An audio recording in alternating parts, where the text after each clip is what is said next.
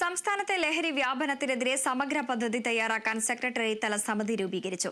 ലഹരി വ്യാപനം തടയാനുള്ള നടപടികൾ സമിതി തയ്യാറാക്കും. സെക്രട്ടറി തല സമിതി ഏപ്രിലിൽ റിപ്പോർട്ട് നൽകണം. മുഖ്യമന്ത്രി വിളിച്ച ഉന്നതതല യോഗത്തിലാണ് തീരുമാനം.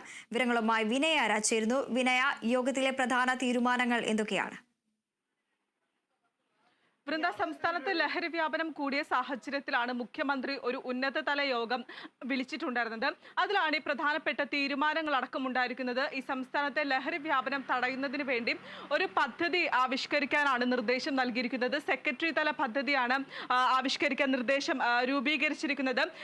ഈ പദ്ധതിയിൽ അല്ലെങ്കിൽ ആവശ്യമുണ്ടെങ്കിൽ ഈ സമിതിയെ വിദഗ്ധരെ കൂടി ഉൾപ്പെടുത്തണമെന്നും ഒരു നിർദ്ദേശം നൽകിയിട്ടുണ്ട്. ലഹരി വ്യാപനം തടയാനുള്ള നടപടികളടക്കം ഈ സമിതിയാണ് തീരുമാനിക്കേണ്ടത്. ഏത് രീതിയിലാണ് ലഹരി വ്യാപനം തടയേണ്ടത് എന്നതുമായി ബന്ധപ്പെട്ടിട്ടുള്ള തീരുമാനങ്ങളടക്കം എടുക്കാനാണ് നിർദ്ദേശം നൽകിയിരിക്കുന്നത്. അതുമായി ബന്ധപ്പെട്ട തീരുമാനങ്ങൾ എടുത്ത് അടുത്ത മാസം ഏപ്രിൽ 20-ന് റിപ്പോർട്ട് സമർപ്പിക്കാനാണ് നിർദ്ദേശം നൽകിയിരിക്കുന്നത്. ഈ റിപ്പോർട്ട് സമർപ്പിച്ച ശേഷം മുഖ്യമന്ത്രിയുടെ സാന്നിധ്യത്തിൽ വീണ്ടും ഒരു യോഗം ചേരുകയും ഈ നിർദ്ദേശങ്ങളടക്കം ചർച്ച ചെയ്യുകയും ചെയ്യും. അതുമായി ബന്ധപ്പെട്ടിട്ടുള്ള തീരുമാനങ്ങളടക്കം ഈ യോഗത്തിലായിരിക്കും പിന്നീട് തീരുമാനമുണ്ടാവുക. സെക്രട്ടറി തല റിപ്പോർട്ടിന്റെ അടിസ്ഥാനത്തിൽ പിന്നീട് വിപുലമായിട്ടുള്ള ഏപ്രിൽ മുതൽ തന്നെ സംസ്ഥാനത്തുടനീളമായി വിപുലമായിട്ടുള്ള ക്യാമ്പയിനുകൾ തുടങ്ങാനും നിർദ്ദേശം നൽകിയിട്ടുണ്ട്. ഇതിന്റെ ഭാഗമായി തന്നെ LP സ്കൂൾ മുതൽ തന്നെ വിദ്യാർത്ഥികൾക്ക് ഈ ലഹരി വ്യാപനത്തിനെതിരെ ക്ലാസുകൾ എടുക്കാൻ തന്നെ നിർദ്ദേശം നൽകിയിട്ടുണ്ട്. കൂടാതെ തന്നെ ഈ ലഹരി വ്യാപനം തടയുന്നതിന് ആവശ്യമായിട്ടുള്ള നിർദ്ദേശങ്ങൾ നൽകാനും കുട്ടികളെ കായിക മേളകളിലേക്ക് അടുപ്പിക്കാനടക്കം തന്നെയാണ് നിർദ്ദേശം നൽകിയിരിക്കുന്നത്. കൂടാതെ തന്നെ ഇതുമായി ബന്ധപ്പെട്ട എൻഫോഴ്സ്മെന്റ് നടപടികൾ ശക്തമാക്കാനും നിർദ്ദേശം നൽകിയിട്ടുണ്ട്. വിമാനത്താവളങ്ങളിലാണെങ്കിലും റെയിൽവേ സ്റ്റേഷനുകളിലാണെങ്കിലും പരിശോധനകൾ ശക്തമാക്കാൻ നിർദ്ദേശം നൽകിയിട്ടുണ്ട്. പാർസൽ നൽകുന്ന കേന്ദ്രങ്ങളിലും കൂടാതെ അന്യ സംസ്ഥാനങ്ങളിൽ നിന്നും വരുന്ന ബസ്സുകളിലടക്കം തന്നെ പരിശോധനകൾ കർശനമാക്കാനും നിർദ്ദേശം നൽകിയിട്ടുണ്ട്.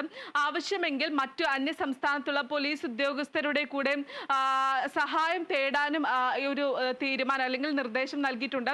ഇത്തരത്തിൽ നിരവധിയായിട്ടുള്ള കാര്യങ്ങളാണ് ഇന്നത്തെ ഈ യോഗത്തിൽ പ്രധാനമായും ചർച്ച ചെയ്തിരിക്കുന്നത്. കൂടാതെ പോലീസ് നായകളെ ഉപയോഗിച്ച് പരിശോധനകൾ ശക്തമാക്കാനും മുഖ്യമന്ത്രി നിർദ്ദേശം നൽകിയിട്ടുണ്ട്.